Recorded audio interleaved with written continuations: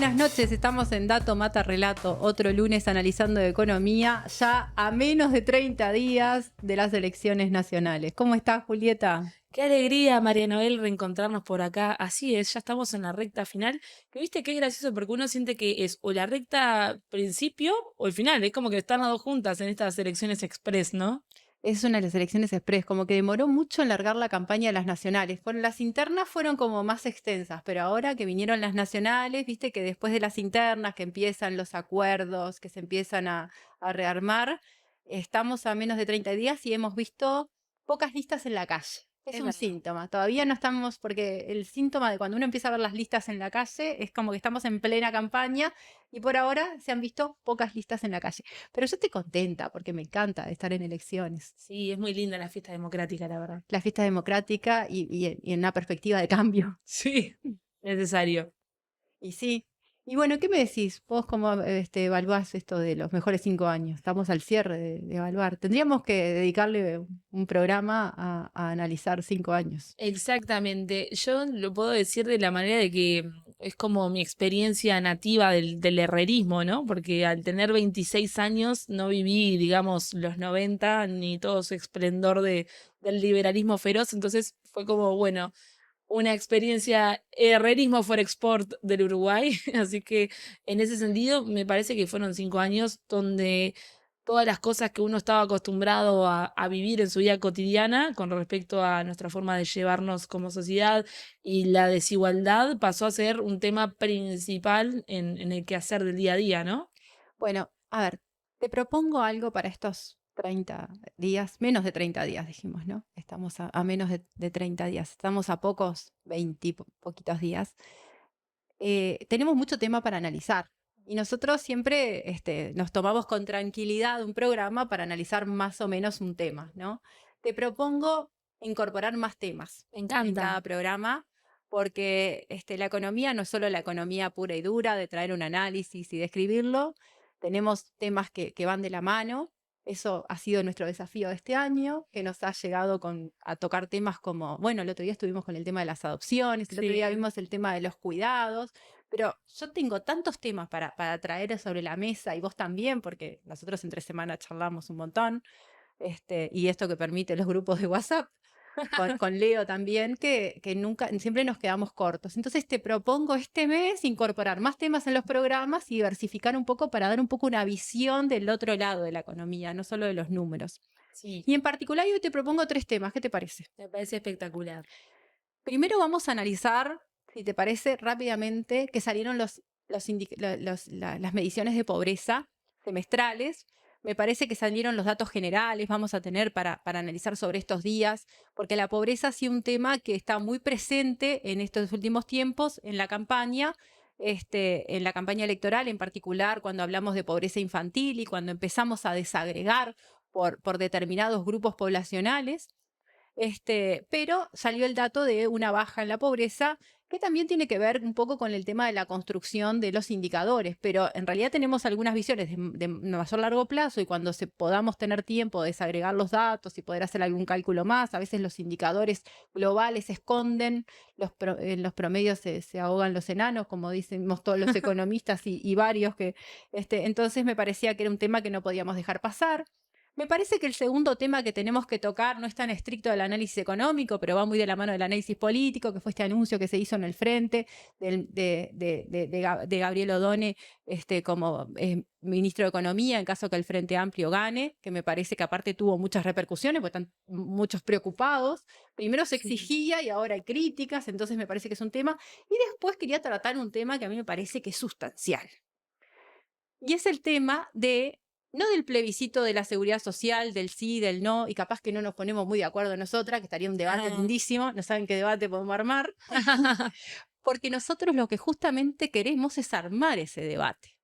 Porque nuestra preocupación, la preocupación de Julieta y la preocupación mía, no es tanto si hay o no plebiscito, si Julieta está de acuerdo con el plebiscito y yo no tanto, sino el problema que tenemos las dos y que nos preocupa a los dos es la reforma que se hizo de la seguridad social, que es la preocupación que tienen la totalidad de los trabajadores, creo, que se han manifestado, de las organizaciones sociales que se han manifestado y de los frente amplistas en general, que dijimos, bueno, se hizo una reforma con muchas. Pero increíblemente se está haciendo campaña política con el tema del plebiscito. Así que yo te invito a discutir un poquito este tema y a esclarecer un poco las cosas que se han dicho, en particular desde el presidente de la República. Ni que hablar de algunos de los dirigentes políticos y en particular de los que son los candidatos o las fórmulas hablando de la reforma. ¿Qué te parece? Me parece espectacular. Bueno, empezamos nuestro bloque. Excelente. ¿Qué pasó con la pobreza? ¿Qué pasó con la pobreza? Bueno, la pobreza, viste que la pobreza, en general, el indicador que más comentamos es me están diciendo que no me acerque tanto a la cámara. Ah, Pará, antes de que sigas, yo tengo una consulta. La que vos Te- quieras. Porque tengo Para eso que estoy. preguntarte esto. Porque Es no es la más, primera vez. Es ¿Qué? más, Julieta, ¿sabes lo que me dijo? ¿Qué? Que va a venir con una lista de preguntas de economía. Bueno, no, Y yo pero eso, de recomendaciones de teatro. lo mío es Excelente. bastante más simple. ¿De dónde sale el tema de los enanos? ¿Cuál es la onda con los enanos y los economistas? No, creo que hay muchos economistas de baja altura. En Sin este duda. país te podría decir que en la Facultad de Ciencias Económicas vos sabés que hay una realidad, ¿no?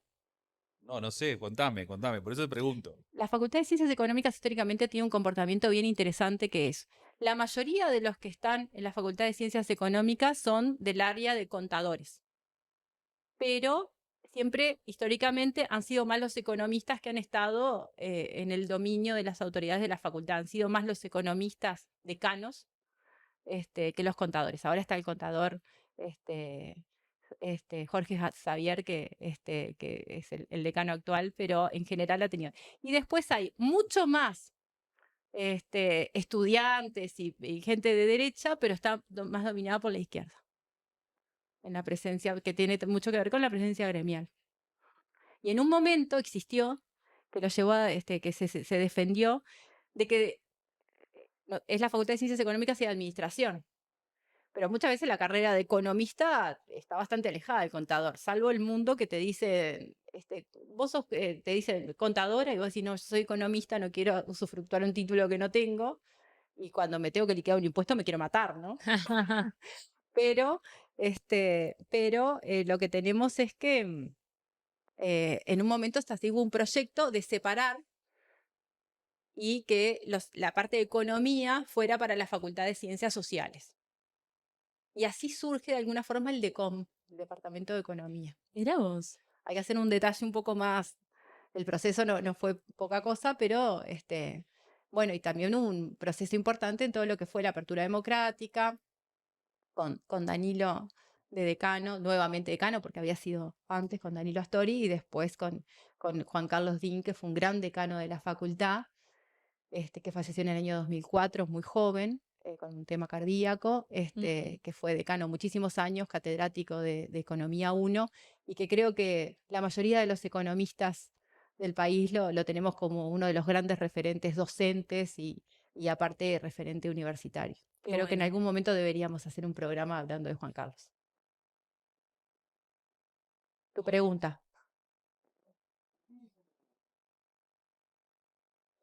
¿Por qué dicen los enanos? Por el tema de los promedios, el concepto del promedio. El promedio es una medida de resumen en el cual todos los que quedan por debajo están escondidos. Pero además es una medida que es muy sensible a los datos extremos. Entonces, cuando nosotros decimos, si yo tengo 2 manzanas y Julieta si tenemos acá 2 manzanas y Julieta se come las 2, y decimos, en promedio comimos una cada una, es mentira, ella comió 2, yo no comí ninguna. Claro. Entonces es lo mismo con los ingresos. Si tenemos un ingreso de 100.000 pesos, decimos, y somos las 2, en promedio ganamos 50.000. Mentira, ella gana 100 y yo gano 0. Claro. Entonces esa es la idea. Entonces cuando decimos, cuando decíamos el otro día que había una mejora de los ingresos, pero solamente la mejora se daba en los más... En el 5%. En el 5% más alto, en el 20%, en el quintil más alto, y después analizando el quintil más alto, todavía estaba concentrado, por eso decís, en el promedio se ahogan los enanos, porque si vos pusieras la piscina en el promedio, todos quedan por abajo. Claro, tal cual. Bien, ¿viste? Bueno, Lo que pasa es que gracias. no... Pero son esos dichos de antaño que no Claro, tendríamos que encontrar un elemento un poco más. Pero bueno, se publicó, el Instituto Nacional de Estadística publicó los datos de pobreza y de indigencia, ¿no? La indigencia es un valor hay un núcleo duro de indigencia, que es en definitiva, se mide la línea de indigencia, que es una canasta básica alimentaria, entonces todos los hogares y las personas que quedan por debajo del valor de esa canasta básica de alimentación no llegan a ese ingreso que les permite acceder a ese, no, son el porcentaje de hogares y de personas que quedan es la incidencia de la indigencia. Claro. Y la pobreza es lo mismo, pero con una canasta básica. Entonces, lo que tenemos es que el total de hogares bajo la línea de pobreza se ubicó en 6,4, bajó de 7 a 6,4, y el total de personas bajo la línea de pobreza se ubicó en 9,1, de 10,1 que venía. Hubo una baja en la pobreza que está asociada a una mejora de los ingresos y también a una baja inflación que se viene teniendo. ¿Por qué? Digo, porque nosotros tenemos que decir que los indicadores de pobreza son indicadores que son los indicadores por método del ingreso y que son, en definitiva, son unidimensionales, pero el ingreso es una buena aproximación, lo que se llama una proxy, para medir las posibilidades que tiene un hogar o una persona con un determinado ingreso de acceder al consumo de determinados bienes y servicios. Entonces, de alguna forma, nos estaría dando una visión. Aparte, es un indicador que está bastante consensuado y que permite comparar y permite una desagregación territorial. Lo que sí estaría interesante y que tenemos que profundizar ahora es ver qué está pasando con los resultados a nivel de diferentes desagregaciones territoriales y fundamentalmente en diferentes tramos de edad, porque Uruguay, de los mayores problemas que tiene, ha sido una pobreza que se ha mantenido, que tuvo un aumento, pero se ha venido manteniendo bastante estable, pero ha venido aumentando en bastantes más niveles porcentuales en lo que es el estrato más joven, ¿no? En la pobreza infantil, con los niveles de ranking que hemos comentado más altos de la región. ¿Y qué es lo que pasa en los distintos sectores? Bueno, todavía no están dados los datos desagregados. Tendríamos que ver si podemos hacer ese cálculo tomando los datos de la encuesta continua de hogares, los microdatos, y bueno, esos son un poco los temas que nos quedan para adelante. Pero en el primer semestre del 2004, en el total del país, la proporción de hogares bajo la línea de pobreza bajó a bajó a 6,4, y en el caso de las personas, medida en términos de personas y no de hogares, a 9,1. Eso en 2004. 2024. 2024, perdón. 2020, primer semestre, o sea, estamos hablando al cierre 30 de junio. Claro. ¿Tá? Que son los datos que más o menos se van sacando a partir de la encuesta continua de hogares y los datos de línea. Exactamente. Después, cuando tengamos más los datos, podemos de repente enfocarnos más en realmente cuáles son los lugares donde creció la pobreza, donde hubo menos pobreza, cuáles son los factores principales. Como también es un tema que no es como que tiene una parte de volátil, ¿no? Porque la pobreza crece o baja, pero a su vez hay un problema estructural de la pobreza que amerita un proyecto político que lo tome de distintas formas, ¿no? Ujú. De una manera integral, para justamente erradicar de verdad la pobreza de una manera sostenida. Sí, totalmente. Así que bueno, creo que eso es uno de los datos más significativos en términos de análisis de coyuntura, pero que sí requiere un análisis bastante en profundidad, porque la pobreza no va solo de la pobreza, tenemos una cantidad de indicadores sociales, de ingresos, de desigualdad. Es un país que ha aumentado los niveles de desigualdad en forma muy contundente, y bueno, también es bueno ver qué va a pasar al año cerrado. Y bueno, yo creo que hay algunos elementos que no son menores, que ha tenido que ver, por ejemplo, con el incremento enorme de la situación de calle, Sí, el tema salarial y cómo se distribuyen los temas salariales, en eso de que no podemos solo mirar los promedios, y las dificultades que está teniendo la gente para poder llegar a fin de mes. exacto. Salió la encuesta que se hizo del Banco Central, con la CAS, sobre temas de financiamiento, y fue significativo eso hace unos pocos meses. Claro, porque aparte uno de repente percibe el salario mínimo nacional, por ejemplo, pero con 22, 25.000 pesos en Uruguay no puedes sostener una vivienda, alimentarte, todo. O sea, es imposible. No, y sobre todo, sí, que hay cosas que son muy caras. El tema de la vivienda es un tema súper urgente y de muchas complejidades para la gente, así que este, Sí, sin dudas son temas que están presentes en la campaña. Hay algunos temas que todos los candidatos, perdón, lo mencionan. Ahora el tema es cuando uno empieza a desagregar los contenidos de la propuesta, ¿no? Y ahí es cuando surgen las preocupaciones. O sea, Claro. hay consenso, todos se manifiestan a favor de la necesidad de bajar la pobreza infantil, a favor de determinados aspectos, pero después en definitiva es cómo, ¿no? Una cosa que llama la atención es que se habla mucho de la importancia de bajar el costo de vida desde el oficialismo, ¿no? Y se sigue manteniendo eso, pero cuando uno va a detallar en cuáles son las medidas, son medidas de desregularización total, Claro, de aumentar las importaciones, lo que seguiría afectando sectores claves como es la industria nacional. Se ha sin duda. tenido un desarme importantísimo en sectores claves, y que en realidad Uruguay precisa de una política industrial no solo en la industrialización por sí misma, sino que también se aplica a los servicios, donde se puedan desarrollar sectores claves, donde cada vez hay más empresas transnacionales, los famosos fondos globales que generan una competencia bastante fuerte, mayor concentración, mayor deslocalización y además en un mundo que está perdiendo el concepto de cadena de valor, por otros conceptos. Así que bueno, nos parecía importante tocar ese tema. Exacto.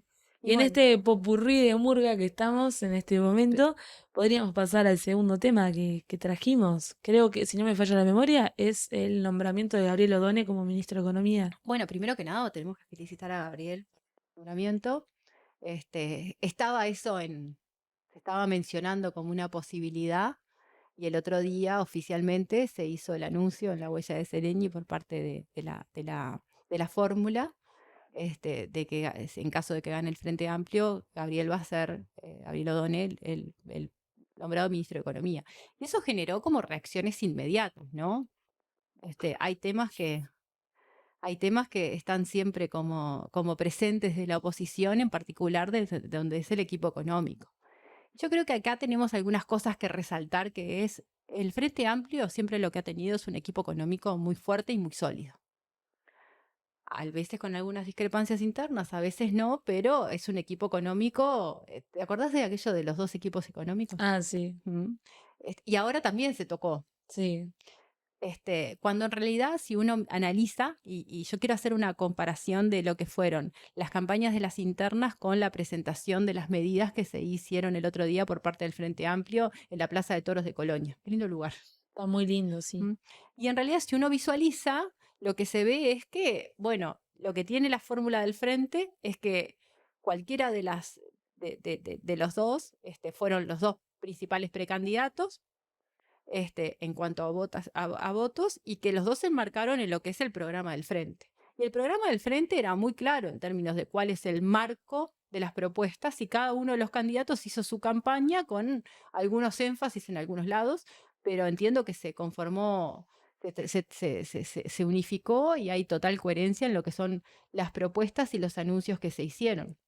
Y a partir de ahí, el anuncio de quién va a ser el ministro de Economía pone, bueno, una línea que ya un poco se venía anunciando, pero entiendo que hay muchos de los economistas, economistas, contadores y equipo económico y otros técnicos de referencia y políticos de referencia que han sido parte de los equipos del gobierno del Frente Amplio, y también con una renovación importante que se viene dando, en lo que va a ser el futuro.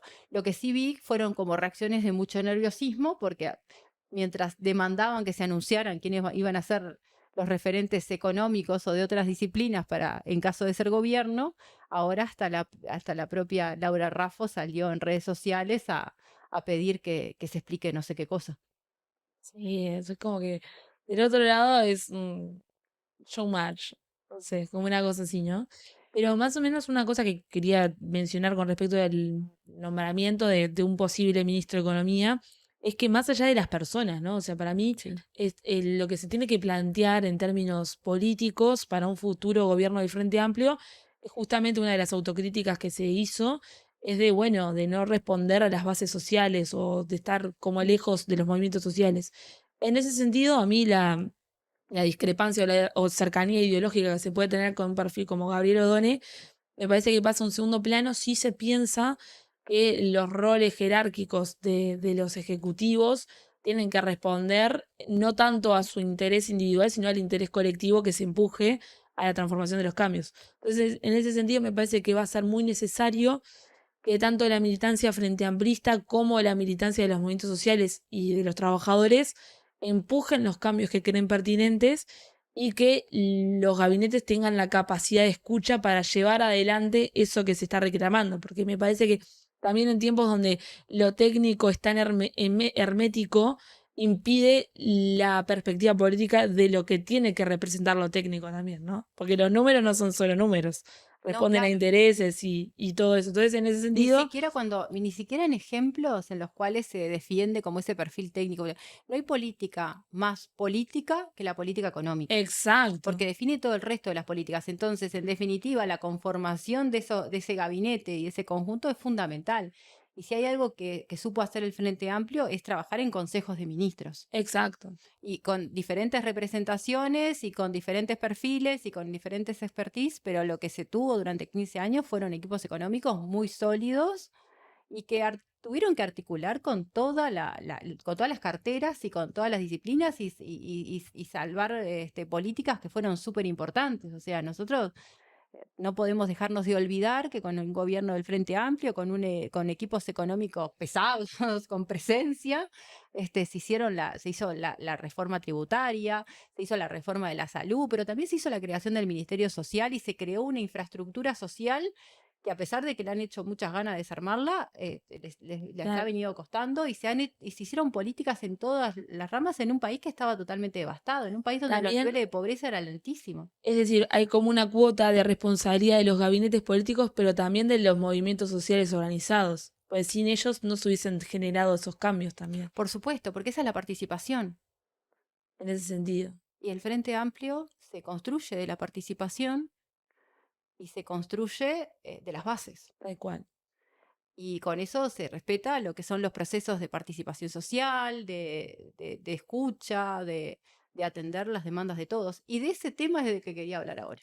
Justamente alguien que no lo está escuchando este tipo de cosas, ¿no? Yo te diría además que no lo está escuchando, pero lo tiene muy preocupado. Sí, ¿no? Más que preocupado. Estamos en una campaña política, pero una campaña contra la libertad y la democracia. ¿No te parece? Sin duda. Yo desconfío de todo aquel que te dice quiero libertad, te está ofreciendo lo contrario. A ver, pero pará. Todo aquel que te dice, a ver, la libertad, ¿no? Es un concepto muy bastardeado en la actualidad, Sí. ¿no? Porque está todo bárbaro tener libertad y todos lo defendemos. Siempre ha sido una defensa, sobre todo desde la izquierda, pero en la actualidad la derecha lo ha tomado en forma bastante liviana, ¿no? Tal Y cual. lo usa como la libertad de que la libertad si no se tiene posibilidad de ejercer derechos, la libertad si no se tiene de dónde comer, si no se tiene ingresos, no existe. Libertad existe cuando tus hijos pueden ir a una escuela de calidad, cuando pueden tomar un ómnibus al igual que otros, cuando se tiene seguridad en cualquiera de los barrios. Si no, no existe la libertad. Eso es una falsa libertad.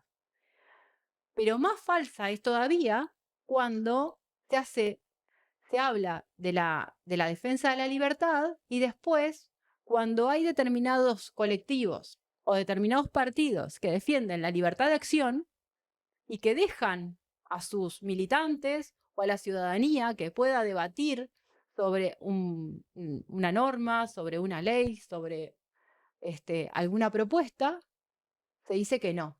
Claro. Y eso ha pasado con la reforma de la seguridad social. La reforma de la seguridad social, que ahora se ha metido como en el centro de la campaña, ha pasado a ser el principal tema de campaña del oficialismo. Y en particular de la fórmula herrerista. Sí. Pero no solamente de la fórmula, sino que el presidente de la República ha entrado a hacer una campaña fuerte en temas de lo que es el plebiscito de la seguridad social, que los tiene muy preocupados. Entonces, hasta ahora se ha puesto un poco al frente la posición de decir, tienen que tomar partido, por el sí o por el no.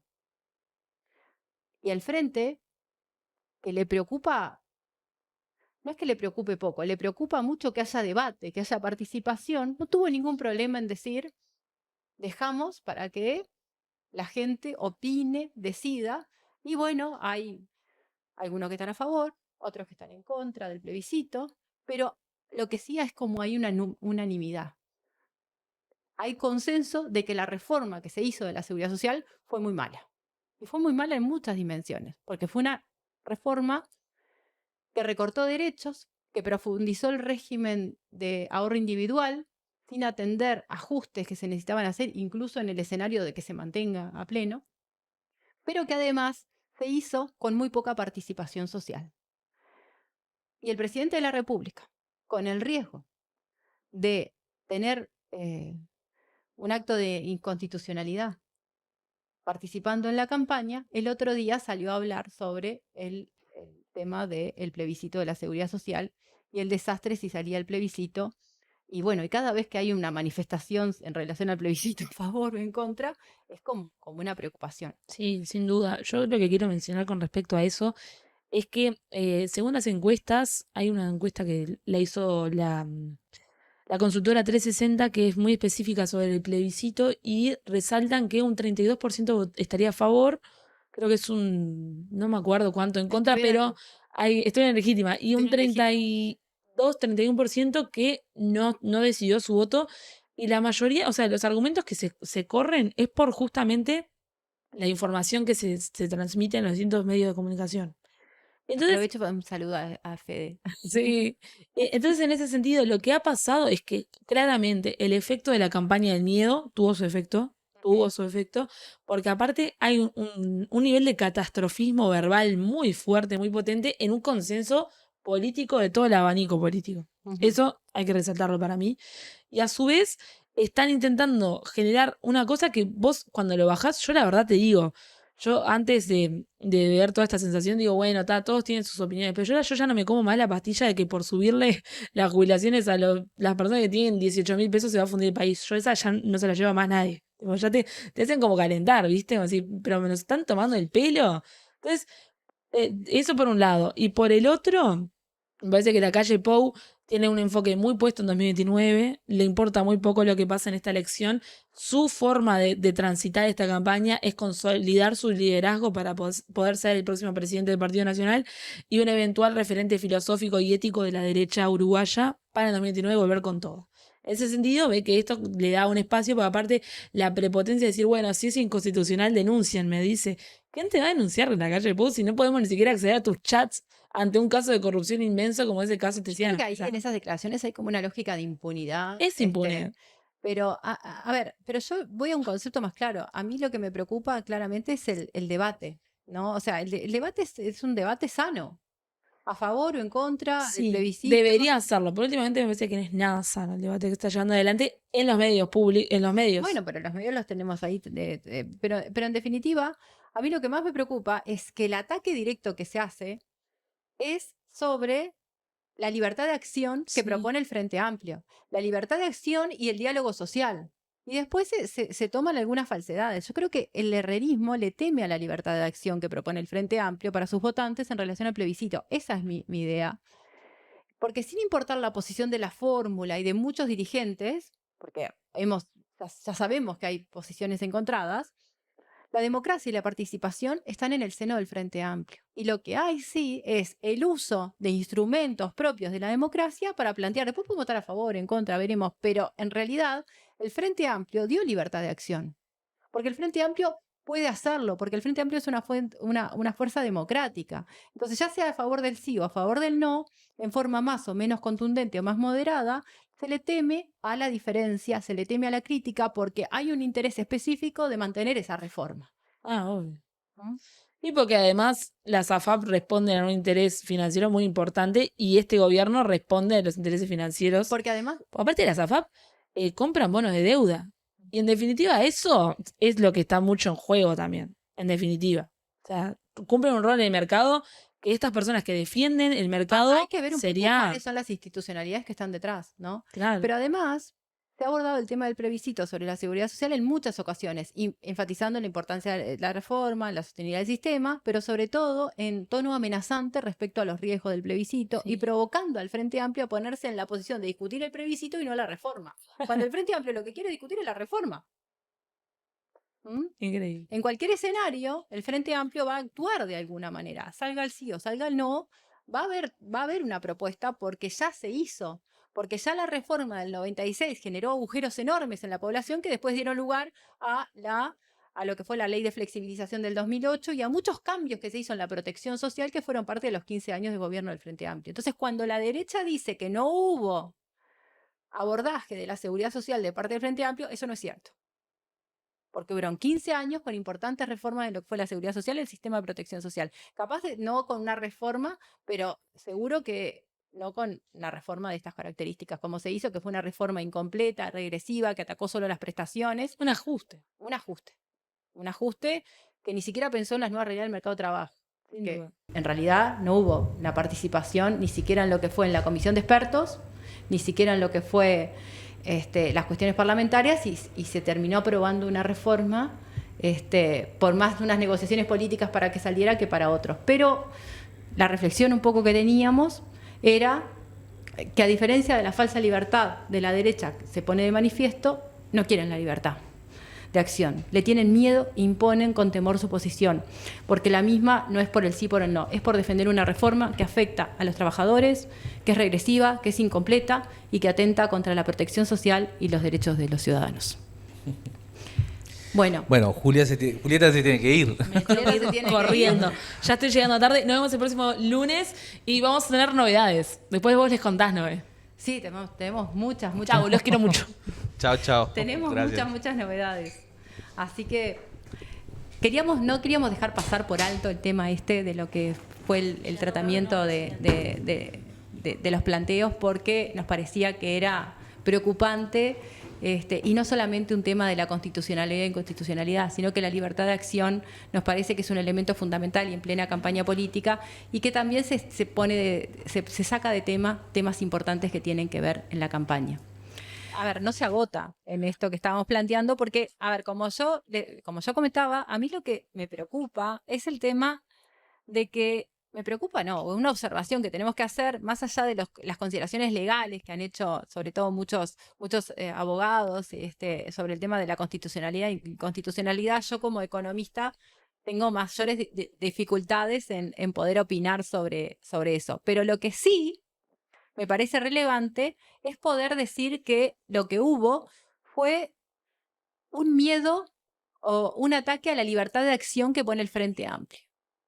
¿Y desde cuándo, desde un partido político, desde un gobierno, se puede definir lo que deben opinar sus militantes?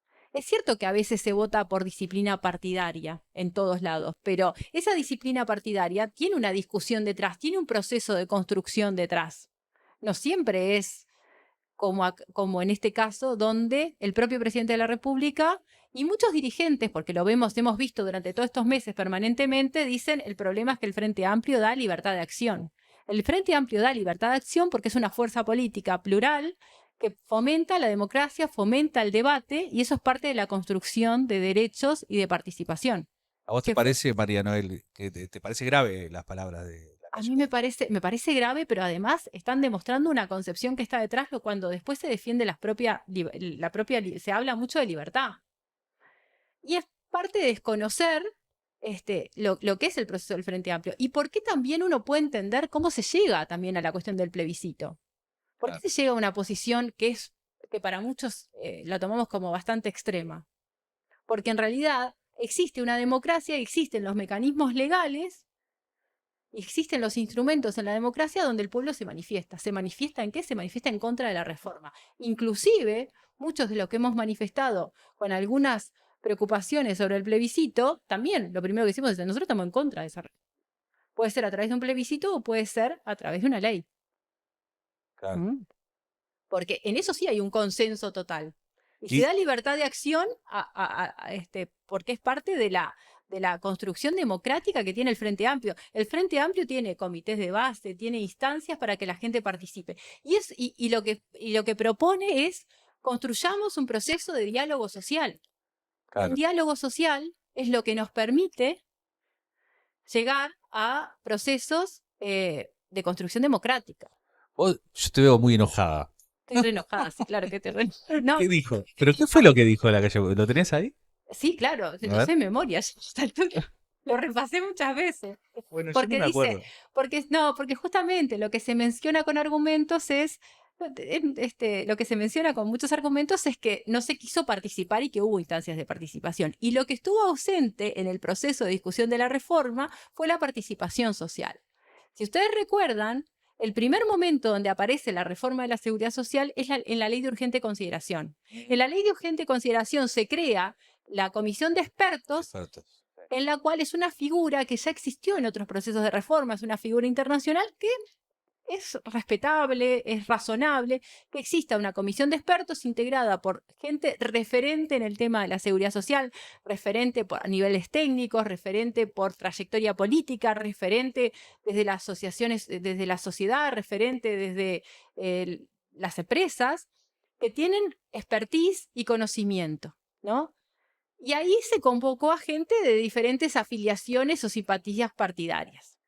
Esa comisión de expertos trabajó, se hicieron varios informes de diagnósticos, analizando el sistema, analizando la demografía, haciendo proyecciones, haciendo análisis de los diferentes sistemas, y eso se llegó a una propuesta de un documento en el cual, cuando se llega a ese documento, el grupo que estaba más, el grupo dentro de la comisión de expertos que estaba más partícipe desde el lado del PICNT, de los sindicatos y del Frente Amplio, no estuvo de acuerdo con ese documento. Entonces ahí automáticamente la comisión de expertos dejó de actuar y se siguió con el documento, o sea, no se atendió. Entonces la comisión en realidad, cuando hubo un desacuerdo, no, No quisieron resolver nada, no quiso básicamente. resolver nada. Sí, sí. Y ahí salió la reforma como una propuesta del Poder Ejecutivo y eso fue al Parlamento.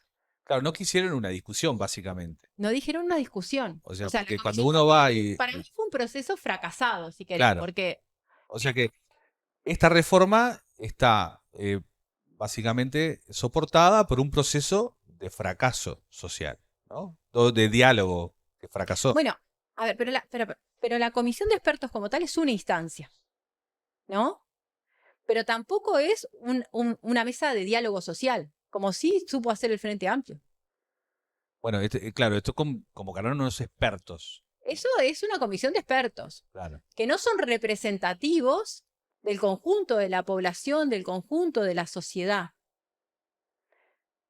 Además, como tal, como decía, para mí tuvo un proceso de fracaso, porque se suponía que la comisión de expertos debía llegar a una recomendación, a un documento de consenso, o capaz a un documento donde se planteara las discrepancias, pero no Bueno, llegó. yo Cuando me acuerdo, no estuvo de acuerdo, se rechazó y se siguió adelante. Hugo Bay que participó de... Hugo, sí. Economista referente en Por seguridad eso. social, Él asesor dijo de- acá varias veces que bueno, Sí, no, vino expresamente a nuestro programa. básicamente plantearon las objeciones que tenían y bueno, nada, no se lo citó más. No se lo citó más. Entonces, como comisión de expertos, yo creo que es un resultado de fracaso y tampoco se solucionó porque capaz que no se quería plantear un documento final que, bueno, no se llegó a un acuerdo, pero sí las posiciones son esta y esta otra, ¿no?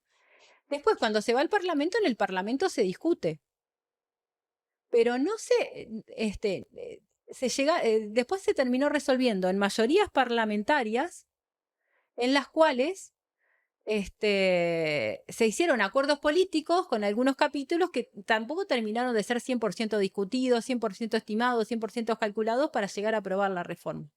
Una reforma que para mí lo que careció fue del proceso de participación necesaria para algo tan importante como es la seguridad social. Entonces, en realidad, ahí se está faltando un poco a lo que fue el proceso real, o a la interpretación que uno ve de los hechos. Y después, cuando se empieza a implementar, han surgido problemas de diseño, que es un poco la característica que ha tenido también este gobierno. Inclusive, en el acuerdo o el desacuerdo con los contenidos de la política que ha tenido el gobierno actual, hay problemas de diseño que han dificultado ejecuciones. Y eso creo que es un capítulo aparte, porque es cierto que siempre tendemos a analizar más contenidos, resultados, perfiles de propuestas y no tanto a lo que son los diseños. Pero inclusive en eso hay ausencias y pasó, por ejemplo, con todo lo que fue la implementación de la gente que quería volver a incorporarse al trabajo por jubilación. Al artículo 8, aquel famoso de la opción o no opción, ¿Verdad? Sí. que no está claro, a ver, para muchos. Ahora hablando del tema del diseño, también en la anterior reforma, que está hecha por Saldain también, Sí. también hubo problemas de diseño. Y la tuvimos que pagar ahora hace poquito con los cincuentones, ¿no? Bueno, los cincuentones fue un caso. Entonces, a mí lo que a veces me preocupa es... Ahí yo tengo una diferencia, un matiz. Ahí podés tener un problema de diseño y podés tener un problema de decir, bueno, vos necesitas de alguna forma tener una cobertura, porque esta gente perdió mucho. Claro. Esta reforma, ¿cuántos casos del estilo de los cincuentones nos va a dejar? Bueno, eso es la pregunta, ¿no? De la ley de flexibilización del 2008 que permitió a mucha gente llegar a una jubilación que no podía. ¿Cuánto nos va a perforar el régimen no contributivo? Porque va a haber mucha gente que no va a poder ser parte del régimen contributivo porque no va a poder acceder a su causal jubilatoria. Mm. ¿Cuántos ingresos se van a perder por ahí una profundización del régimen de AFAPs? Entonces, yo tengo muchas ganas de discutir eso. No tanto si el plebiscito o no el plebiscito. Claro. Ujú. Eh, Y yo la reflexión que quiero dejar es que más allá de los acuerdos o desacuerdos sobre el plebiscito, me parece que sí hay un claro posicionamiento de dificultades que ha tenido la reforma, que va a haber que verlo con mucho cuidado en cualquier escenario que lleguemos, y que, por suerte, la democracia en Uruguay es fuerte y los ciudadanos, con el impulso del movimiento sindical, han planteado el tema, está el tema en el centro del debate, que es la protección social como una de las políticas más integrales y más necesarias para el desarrollo. Y bueno, y de eso va a ser parte de también lo que en menos de 30 días va a estar un poco en discusión y que bueno, que aprovechemos para poder debatir mucho más allá de lo que es el sí o no de la papeleta, sino lo que es la construcción de políticas de derechos, que es un poco lo que está ausente en estos años. bueno, Llegamos al final. dale, llegamos. ¿Cómo armamos una agenda en este mes de tantos temas que queremos conversar? No sé, está complicado, pero bueno, vamos a Pero empezar no por esto. queríamos dejar de pasar este tema porque nos parecía que era relevante, inclusive en un equipo de comunicación, que aunque no crean, no estamos del todo de acuerdo en lo que estamos discutiendo, pero sí lo podemos debatir con la libertad que nos permite es un medio como este. Y aparte compartimos trinchera, así que Pero más que una. Más que una. muy bien.